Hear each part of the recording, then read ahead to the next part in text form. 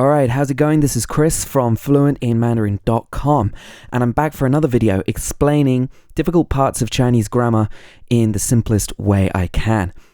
And this time we're going to be talking about another quite confusing character that a lot of people have problems with, which is this character on the screen right now, ba.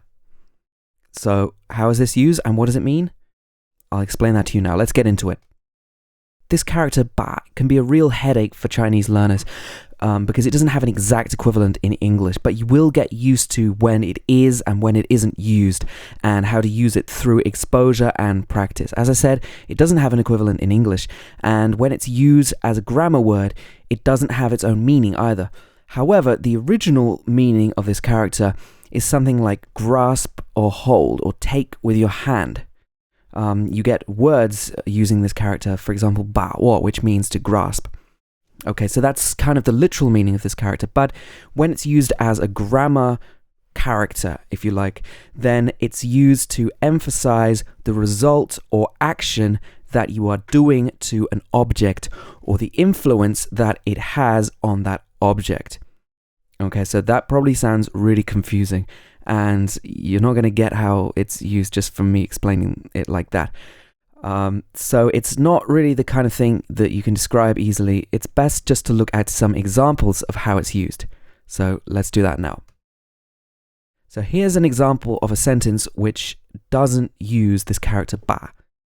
请打开门 literally means please open up door. Okay, so please open the door. We can also say 请开门, 请开门, or 请打开门. So now we will introduce this character 把 into the sentence, and it looks like this. 请把门打开. 请把门打开. Okay, so just now we had 请打开门, and now it's changed to 请把门打开. So literally, this sentence means please or request for you to do something. 把 is this grammar character which means to take or grasp literally. 门 is the door. 打 is open, or literally hit, but here open. And 开 is the result of the opening, so it's like the up in open up. A lot of verbs in Chinese have a specific result that goes with them. For example, open up. So here we have two characters. One is the main verb, 打, and 开 is the result of the verb. So literally it means open. So 打 is the verb which means to open something up, and 开 means open. It's the result of it being opened up. Okay, so hopefully that makes sense.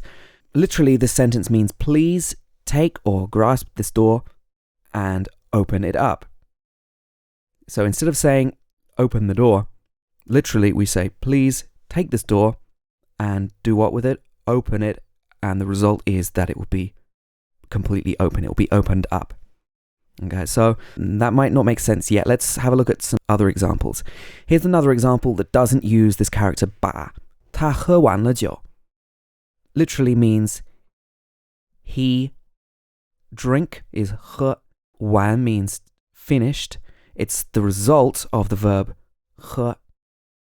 And 了 is a grammatical particle that indicates that something, an action is completed. And 酒 means alcohol.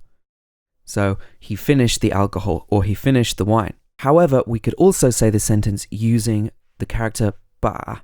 So how do we do that? We would say 他把酒喝完了. 他把酒喝完了 literally means he, and then 把 is this grammar word. He took 酒, alcohol. 喝 means drink. 完 finish. He drunk it and it was finished. And then 了 at the end of the sentence means a completed action. The action is now completed. So he took the alcohol, drunk it, finished that, and the action is completed. 他把酒喝完了. So the original sentence was 他喝完了酒, and it changes into 他把酒喝完了. This is another example of a sentence that's using 把, this character. 我想先把项目做完.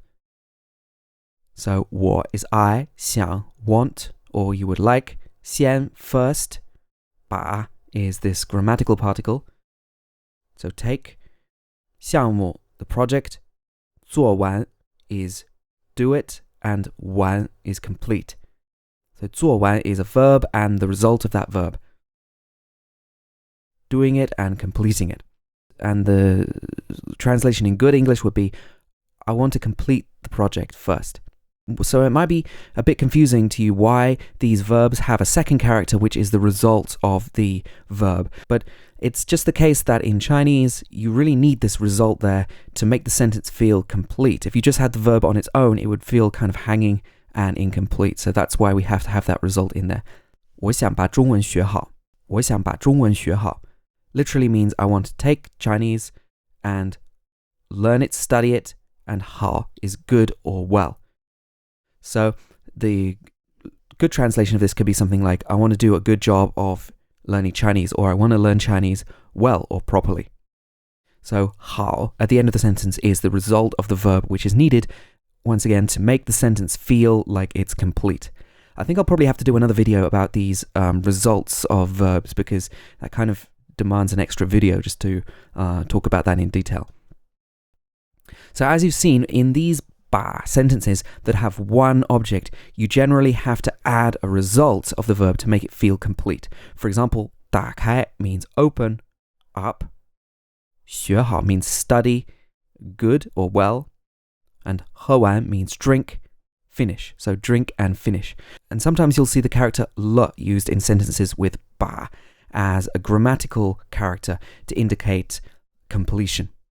So sometimes you will see that as well. So in these sentences, I've shown you that you can either write the sentence using 把 or not using 把. And that's because these sentences only have one object, one main object.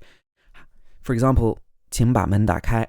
For example, 请打开门, please open the door, or 请开门, please open the door. And this would change to 请把门打开, 请把门打开. However, in some sentences, even if you can write the sentence without 把, using a different word order, sometimes the Chinese will feel a bit awkward if you don't use 把.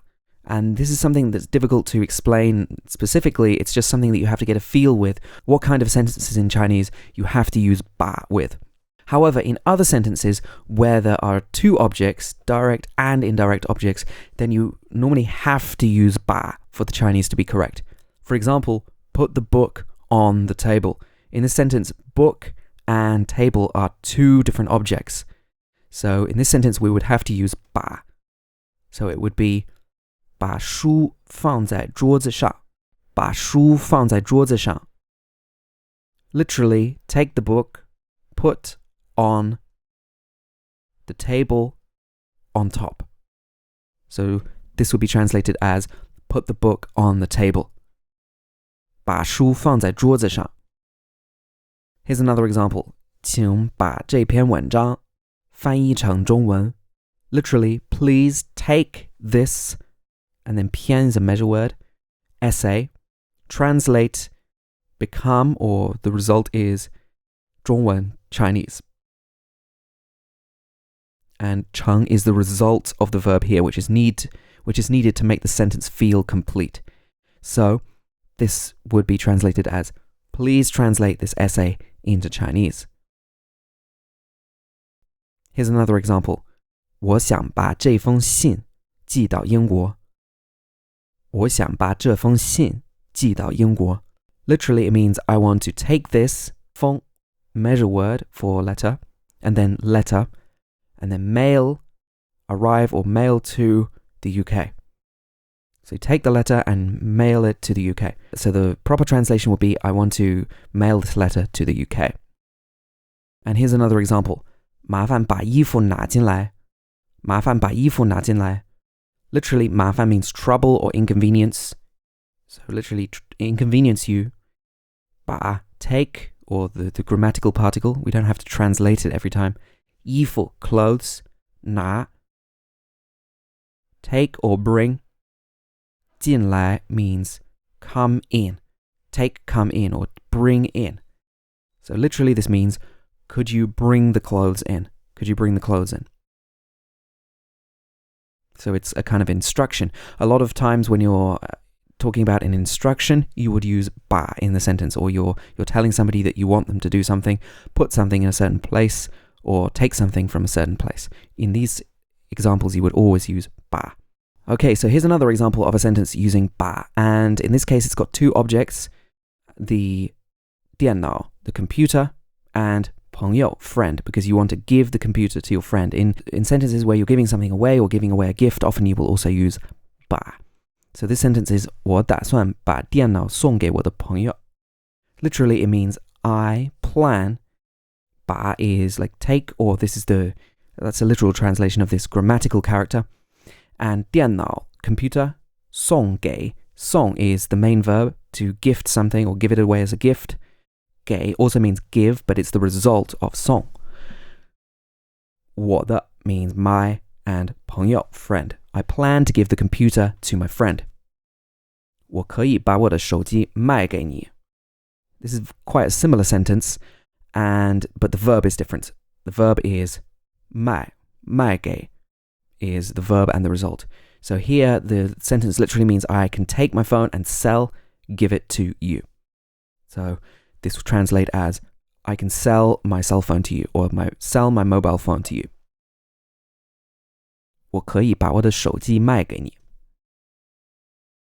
And here's another example which is very similar. The first part of the sentence is exactly the same, but in this case it's talking about introducing somebody to somebody else. So we've got two objects. Again, we've got the sister and introducing to you. So we've got sister and you are two objects. It's 我可以把我的妹妹介绍给你. 我可以把我的妹妹介绍给你. I can take my younger sister, literally, and introduce her to you. The translation would be, I can introduce my younger sister to you. Okay, so one video isn't really enough to explain to you all of the different kinds of sentences ba is used in and make you completely understand. But it's best to get a sense for it by looking at a lot of examples. So as you see it or hear it more in Chinese, pay attention to how it's used to enable you to use it better and know when you need or don't need to use it, and you will pick up how this character is used in time. If you find it a bit confusing now, that's normal, and just try to pay attention to how it's used and try to use it yourself by modifying the examples in this video. And I hope this helped to clear it up for you. Thanks for watching the video. Please help me to like, comment, and share the video. Let me know what Chinese grammatical points you're struggling with. Also, remember to visit my website, fluentinmandarin.com. You can click on the link on the screen right now to do so, or the link in the description below this video.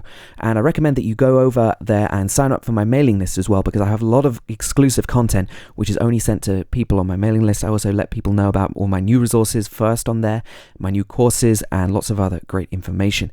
So get yourself signed up. It's free to sign up, and you can unsubscribe anytime you want. Also on my website you can find out about my premium courses if you want to take your Chinese to the next level and learn in a more systematic way. I put the courses together, but I've also worked with native speakers as well, so you're getting the best of both worlds to improve your Chinese.